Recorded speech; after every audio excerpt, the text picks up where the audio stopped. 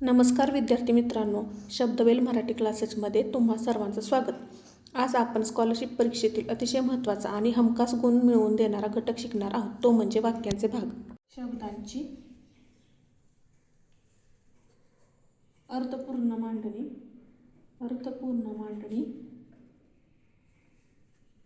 म्हणजे वाक्य होय.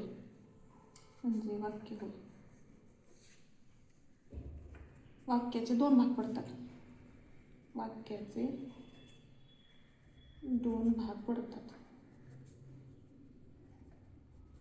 एक उद्देश आणि दोन विधेय.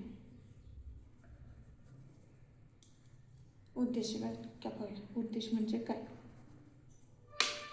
वाक्यात ज्याच्याविषयी सांगितले जाते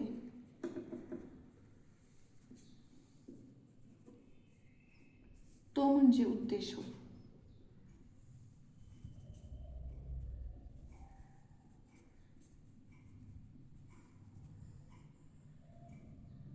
किंवा वाक्यातील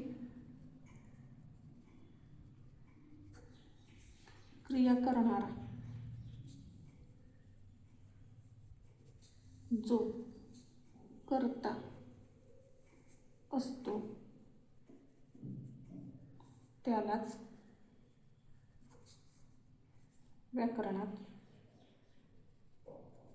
उद्देश म्हणतात.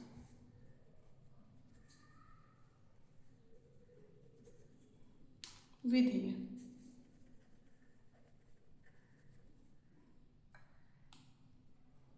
वाक्यात उद्देशाविषयी जी माहिती सांगितली जाते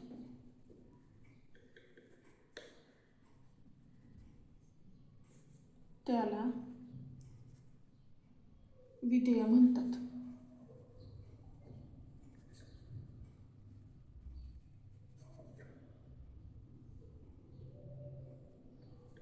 वाक्यातील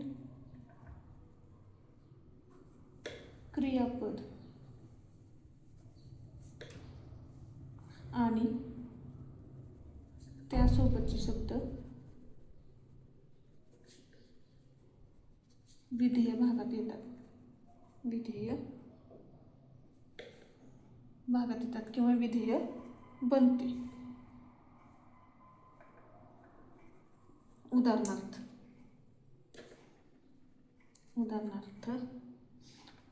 मुलगा चेंडू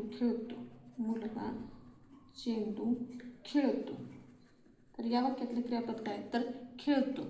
क्रियापदाला नारा नारीने प्रत्यय जोडायचा आणि प्रश्न विचारायचा, कोण? आता खेळतो हे काय झालं? क्रियापद. खेळतो.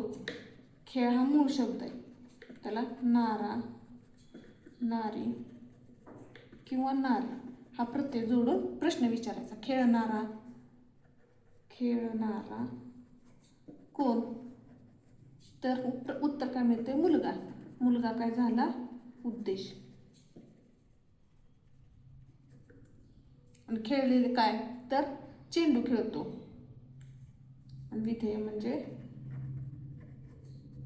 चेंडू खेळतो. उदाहरण दुसरं बघूया. राम सुंदर चित्र काढतो. यातलं क्रियापद काय? तर काढतो. काढणारा कोण? तर उत्तर काय मिळते? राम झाला उद्देश. आणि काढलेले कायने प्रश्न विचारला ना, उत्तर काय मिळालं? सुंदर चित्र.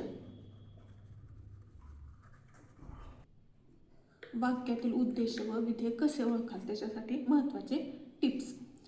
सुरुवातीला काय करायचं? वाक्यातील क्रियापद शोधायचं. क्रियापदातील मूळ धातूला नारा, नारी, नारे प्रत्यय जोडायचे. प्रत्यय जोडून कोण किंवा कायने प्रश्न विचारा. जे उत्तर मिळतं ते उद्देश आणि राहिलेला पूर्ण भाग जो असतो तो विधेय होय. पुढं उद्देश व उद्देशाविषयी माहिती देणारा शब्द हा उद्देश विभागात येतो व उरलेले सर्व शब्द हे विधेय विभागात येतात. काही उदाहरणं आपण तक्त्याच्या स्वरूपात समजून घेऊया. पहिलं उदाहरण, वाक्य काय तर माझा मित्र सुंदर चित्र काढतो. वाक्यातील क्रियापद काय? काढणारा. काढतो म्हणजे त्याला आपण प्रत्यय जोडणार आहे का? नारा नारी नारी यापैकी एक. तर काढणारा कोण? तर माझा मित्र. काढलेले काय? तर सुंदर चित्र म्हणजे उद्देश काय झाला? माझा मित्र. विधेय काय झालं? सुंदर चित्र काढतो. उदाहरण दुसरं पाहूया. आजीने मुलांना छान गोष्ट सांगितली. सांगणारी कोण? क्रियापद काय आहे? तर सांगितली किंवा सांगणे. सांगणारी कोण? तर आजी. म्हणजेच आजी काय झाली? उद्देश. सांगितलेले काय सांगितलं? तर मुलांना छान गोष्ट सांगितली. म्हणजेच विधेय विभागात काय? तर मुलांना छान गोष्ट सांगितली.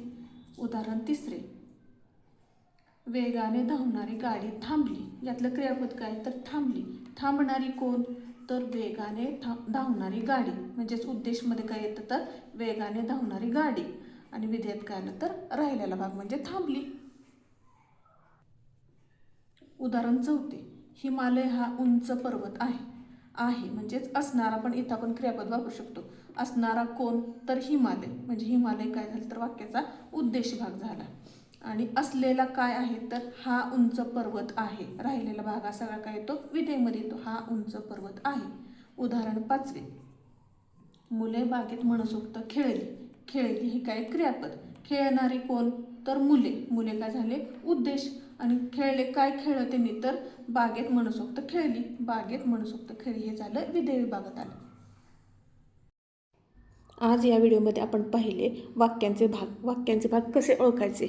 अशाच नवनवीन शैक्षणिक व्हिडिओसाठी शब्दवेल मराठी क्लासेसला लाईक करा, शेअर करा, सबस्क्राईब करा. धन्यवाद.